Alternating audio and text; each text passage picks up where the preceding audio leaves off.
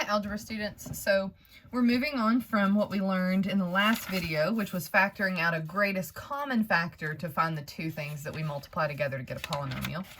To today, we're going to focus on factoring trinomials in the form. Everything we're going to look at today is going to be x squared plus bx plus c, which means that everything is going to have a coefficient of 1 out here in front. Now we're going to deal with if there's numbers out here in front later on, but today we're just going to look at trinomials that are in this form. So for example, I just want you to see a pattern first. So again, a couple of weeks ago when we learned how to multiply binomials together, we looked at what I would call a factored form, aka like two things that are being multiplied together. So by factored form, I mean we would have looked at the factors. So x plus 3 times x plus 4, right? And then we actually double distributed and we multiplied that together. So I would call that expanded form. And so if you were to actually double distribute this, you would get x squared, that's x times x, 4 plus 4x. And then we multiply everything by the 3, so plus 3x, and then plus 12. So that would be what we would call expanded form. And then the simplified form, which would be your final answer. Simplified form would be x squared plus 7. That's combining these middle terms, x plus 12. So again, I just sort of reviewed multiplying two binomials with you there. So when we multiply a binomial times a binomial, notice we get something in this form. And as long as this first term was x and this was x, notice we're always going to get x squared as our first term because x times x is always going to be x squared. And so we get something in this form. What I mean by x squared plus bx plus c is that there is a coefficient number here where the b, like what I'm calling b, in front of the x, there is a c value, which is just a number at the end, but everything, it starts with x squared. All right, so that's what we mean by this form here. So today what we're going to do is, and I mentioned this in the last video, we're going to go backwards. So I'm going to give you this, and you are going to go back to the factored form. Again, we're kind of taking the answer and asking ourselves, what are the two things that were multiplied together to get this? Now, I want you to see a pattern here, and I'm going to leave a space. And let's look at another example. So let's look at x minus 1 times x minus 2. And if I were to expand that out, and if I were to double distribute, and you can check this on your own if you'd like, that's x squared minus 2x minus x, or 1x, plus 2. That would be what would happen if I double distributed. And then so my final answer here would be x squared minus 3x, that's combining those middle terms, plus 2. And then I just want you to look at one more example, and again I'm going to leave a space in between them. So x minus 6, and then x plus 2. Extend my chart here. And if I double distribute this, and again, check me if you don't believe me, 2x minus 6x minus 12. And so my final answer would be x squared minus 4x minus 12. There we go. All right. And so again, I just want you to look and see if you see any patterns for what our answer is versus the numbers here that we started with. So give me a second to think about that, and we're going to use that pattern in order to help us work backwards. So take a second, see if you see it. So I want you to look at this first example here, and I want you to think about the numbers 3 and 4. So we said everything is going to start with an x, right? So everything, all of these factors, because we're dealing with just an x squared in the front, they're all going to start with x and x, x and x, x and x. Now let's look at the numbers. So here we have a positive 3 and a positive 4. So what would we do with positive 3 and positive 4 to get 7? So that would be adding, all right? So I'm just going to put an A below there to indicate addition. So I'm going to add to get 7. But then how did I use 3 and 4 to get 12? Well, they multiplied together to get 12, right? Okay, so just, again, keep that in mind. So look at the next example. Where did this negative 3 come from? So this b, notice again, we're looking at, it's always x squared in the front, but we're looking at this b number. So negative 3 is my b value. If I look at my original problem, negative 1 plus negative 2 is negative 3. So I added my two numbers here at the end of each binomial to get negative 3. So I'm going to put an A there. And then how did I get this positive 2? Well, I multiplied them. Negative 1 times negative 2 is positive 2. So that's where that number comes from, is because we multiplied them together. All right, last example. Let's just make sure it works here. Can I take these two numbers? So you should be able to see the pattern now. Can I take these two numbers, negative 6 plus 2, and get negative 4? Absolutely. So I added them to get the b value. And then negative 6 times 2 gives me negative 12. So there's this pattern. It looks like the word am, but it always works. So to get that middle number, we added two things. And to get this last number, we multiplied two things. So you're going to need to be a little investigative, a little bit like problem solving, a little bit of a FBI agent. Because what we're getting ready to do is we're getting ready to not have this, or even this for that matter. And so if I give you this, what we're going to be doing is looking at that b term and asking ourselves, okay, what could I add together to get negative 4? That would also multiply together to get negative 12. It may actually be easier, and what we're actually going to do is it's easier to think of things that multiply together to get negative 12. And get our factors, and then try to add them together to see if we get negative 4. So we're actually going to work with our multiplication, that last term first, and work to see if we can find something to add. So without further ado, let's just jump into an example to show you what I mean. All right, so split your page off. And we're going to do 1, 2, 3, 4. We're going to do at least 4 examples. And then maybe I'll give you 2 to work on at the end. So let's see. Let's just split the rest of our page down the middle, and let's see if we can get 6 examples in here. All right. So first example, you're going to be asked to factor. That again is always your instructions. So we're going to be asked to factor x squared plus 3x plus 2. All right, so again, you're given the answer. You're given the trinomial. We want to know what are two things that multiply together. So something times something else is going to give me that answer. What is it? And so the first thing I'm going to do is I'm just going to label my problem. Am, add and multiply. And I'm going to go off to the side, maybe down below, maybe off to the side. And I'm going to start with multiplication. I'm going to think, okay, what are the things that multiply together get 2 that will then add to get 3? So I'm going to write down 2 and 3. Well, this one's pretty straightforward because to multiply two things together to get 2, there's only one option, right? It's 1 times 2. Positive 1 times 2. Now, it could be, I take that back, there is another choice. It might be negative 1 times negative 2. All right, so we have to be careful about that. It could be negatives because a negative times a negative is a positive. So there's actually 2 options. Now, which ones of these are we going to be able to add together to then get 3? Well, that makes our choice clear, right? If we add negative 1 plus negative 2, that's going to give us negative 3, and that's not what we need. We need a positive 3. So it must be 1 plus 2.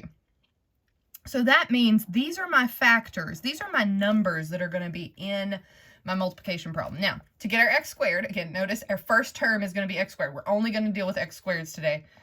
So the first thing in both of these sets of parentheses has to be x, because if I'm going to double distribute, x times x has to be x squared. So that's a given. Then, because both of these are positive, I'm just going to stick plus 1 plus 2 in there.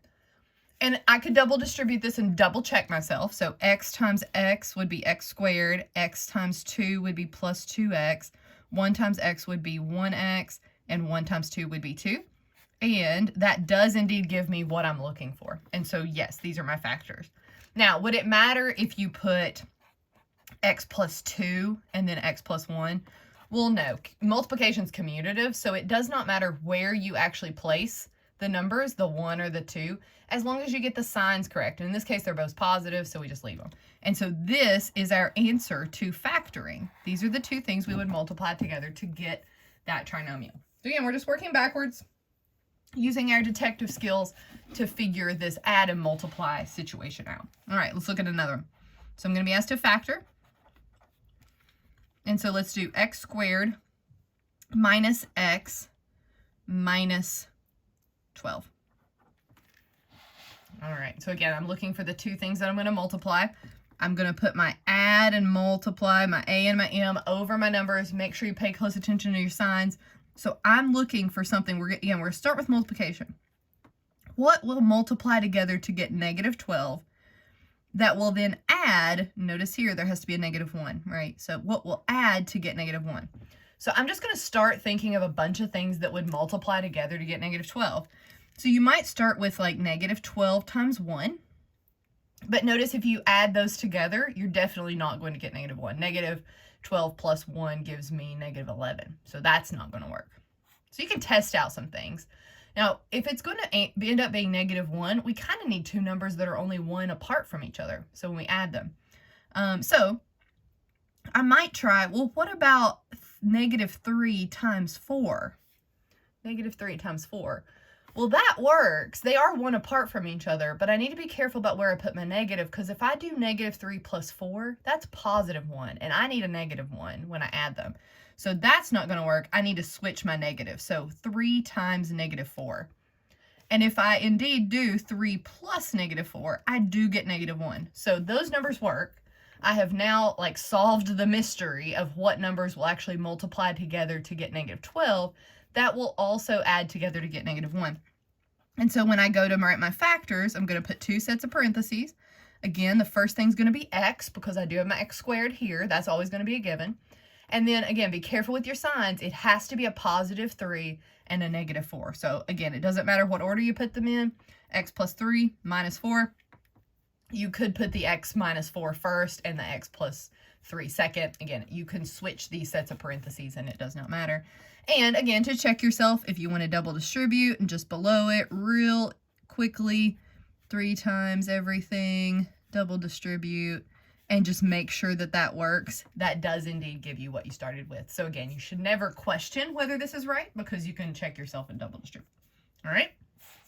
So your answer is x plus 3 times x plus 4. Those are the factors. All right. Let's try 2 more together just to make sure you feel comfortable with the pattern. Then I'll give you a couple to work on your own. So we're going to be asked to factor. Again, always factor. X squared plus x minus 6. Add, multiply. What are some things that multiply together to get negative 6? I'll put it equal there. We want it to add together to get, oh, why did I write a negative there? I don't know. Positive 1. This is a positive 1, plus 1 in between there. Add and multiply. Multiply together to get negative 6. Add together to get negative 1. Again, start trying some things. If we start with negative 6 times 1, we notice there's no way that's ever going to add to be 1. We need two numbers that are close to each other. So even if I switched my sign there, it wouldn't work. The only other factors of 6 are 2 and 3. So I have to think about, well, if I need a positive 1, I'm going to need my bigger number to be positive. So 3 times negative 2 does indeed give me negative 6. And that also adds together. 3 plus negative 2 does give me positive 1. So that works. Positive 3, negative 2. Detective work, awesome. So I just plug my numbers in. 2 sets of parentheses, x's to begin with. It doesn't matter what order. I'm actually just going to prove to you it doesn't matter what order. I'm going to put the negative 2 first, and then x plus 3. I switched from what I had down here, but again, it's commutative. Addition and multiplication are all commutative, so it doesn't matter what order you put it in. X minus 2, x plus 3. Just make sure you're careful with the sign there. And then, again, if you double distribute, x times x, x times plus 3, negative 2 times x is negative 2x, and negative 2 times 3 is negative 6. Add those together, and you do get positive x, and so it does work.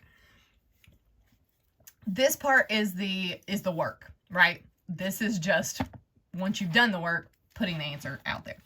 All right, let's do one more together. Let's do x squared minus 4x minus 45. It's a little bigger number, a little more investigation maybe that has to go on here. All right, so let's look at, we're adding, we need something that will add to get -4, multiply together to get -45. Factoring with adding and multiplying with my b and my c value. Okay, let's think about things that will multiply together to get -45. I doubt that -45 times 1 is going to work, although sometimes that, that seems to be not the most common answer, but I always start with thinking about the number in 1 just to make sure it doesn't work. There's no way that's going to add to get -4. There's lots of other things that'll multiply together to get -45. You might think about -15 and 3. But that, again, they're not 4 numbers apart, so that's definitely not going to add, even if I were to switch the negatives to get -4. Notice because it is -4, though, my bigger number is the one that's going to need to be negative just because of when I'm going to add. Okay, so I just keep working my way through the factors. What else will multiply together to get -45? Maybe you've already thought of -9 and 5. Now, again, I'm keeping my negative with my larger number because I do need a negative number when I add them. And so I'm just going to check and make sure that feels like it's probably going to work. -9 plus 5 does indeed give me -4. So those are the numbers that work. -9 and 5. And so I'm going to write that in my parentheses. So x minus 9 and x plus 5. Double distribute. I know some of you are like, I'm never going to check this, Miss Wallace. I'm just going to go with it because I'm smart and I know my numbers.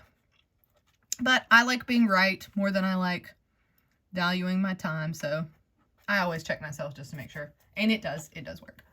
All right, so give the last two down here a try on your own just to make sure you know what you're doing.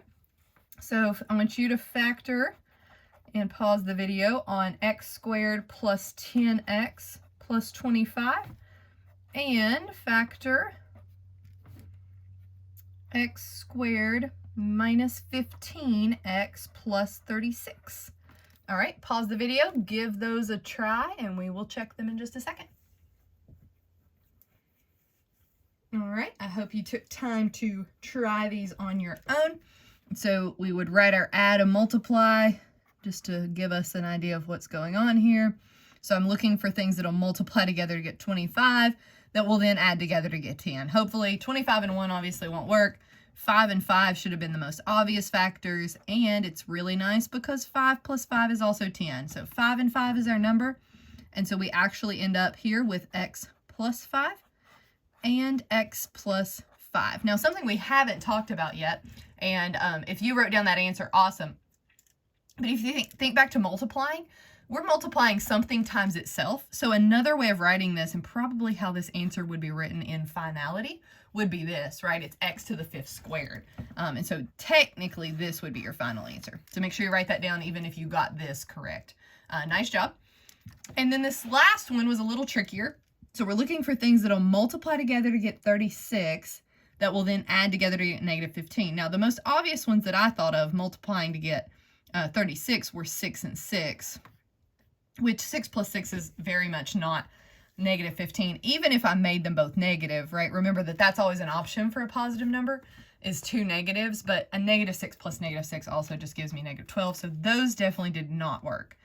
So then I had to use a little more creativity to think of some more factors of 36, and maybe you thought about 12 and 3. And so you think about 12 and 3, and you're like, oh, okay, 12 plus 3 is 15, but then we need a -15, right? We don't need a positive 15, so I'm just going to slap some negatives in front of that, and that does give me 36, and then -15 is what I need to add together, so -12 plus -3 is indeed -15. There's my numbers, and so my final answer in my parentheses is x first, of course, and then -12 minus 3. Even if you wrote it in a different order, remember that's okay. And that is how you factor a trinomial. Again, working backwards from an answer to the multiplication problem is what we're working on. So factoring trinomials in the form Notice again, we've got only x's in front, x squareds. The next video we'll learn what to do if we deal with a number on the outside here. I forgot about greatest common factor. One last thing. I hope you haven't cut off the video yet. You're like, we're done. One last thing that I know is going to be on your practice. You always do want to check for greatest common factor. So let's say you do come across something like this. 2x, I'm just going to use some similar numbers here. So what if you had 2x squared plus 20x plus 50? If you come across something like that on your practice and you're like, gosh, Miss Wallace, you told us that there wasn't going to be a number out here. I don't know what to do here. Don't forget what we learned last video about greatest common factor. Double check and make sure that these don't have something in common, because look, 2 and 20 and 50, we can factor out a 2, a greatest common factor of 2 in the front, and what we have left is something that will be factorable. So sometimes you need, if you do have a factor, or you do have a number out here in front of your x squared, make sure that you can factor it out. On this section particularly, it will always factor out as a greatest common factor.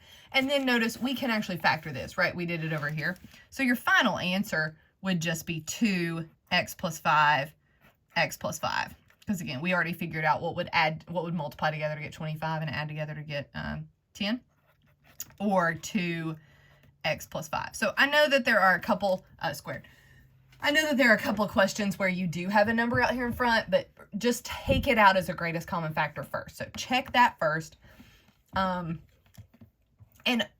again, one last thing, I forgot about this too. Let's say you have something like x squared, I don't know, plus 2x plus 15. Yeah. And so you start looking at this and you think 15 is 5 times 3 or negative 5 times 3. And that's really the only factors besides 15 and 1.